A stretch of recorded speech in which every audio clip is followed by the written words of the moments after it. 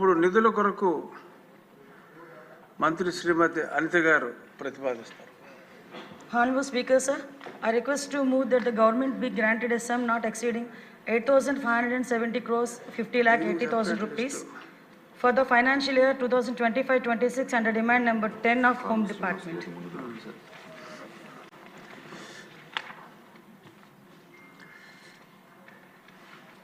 మంత్రి గారి ప్రతిపాదన సభ సమక్షంలో ఉన్నాయి. ఇప్పుడు చర్చ ప్రారంభిద్దాం. కాలువ శ్రీనివాసులు గారు. ధన్యవాదాలు అధ్యక్ష. రాష్ట్రం మళ్ళా ఒక సురక్షితమైన చేతుల్లోకి వెళ్ళి సామాన్యులు అట్లాగే పెట్టుబడిదారులు పారిశ్రామికవేత్తలు అందరూ కూడా స్వేచ్ఛగా వారి వారి కార్యకలాపాలు సాగించుకునే ఒక మంచి వాతావరణం ఈ రాష్ట్రంలో ఏర్పడింది అధ్యక్ష.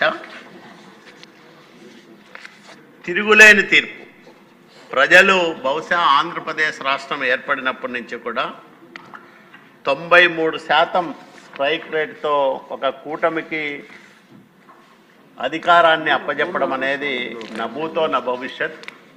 అట్లాంటి ఒక తిరుగులేని తీర్పు ఆధారంగా ఏర్పడిన చంద్రబాబు నాయుడు గారి సారథ్యంలోని ఎన్డీఏ ప్రభుత్వం శాంతి భద్రతలకు అత్యధికమైన ప్రాధాన్యం ఇస్తూ రాష్ట్రంలో ఎక్కడా కూడా రౌడీలు గుండాలు వాళ్ళ దుర్మార్గాల చర్యలు కొనసాగకుండా పటిష్టమైన చర్యలు తీసుకుంటా ఉంది. దీనికి ఆంధ్రప్రదేశ్ రాష్ట్ర ప్రజల పక్షాన ఈ రాష్ట్ర పోలీసు యంత్రాంగానికి మనస్ఫూర్తిగా అభినందనలు కృతజ్ఞతలు తెలియజేస్తూ ఉన్నాం.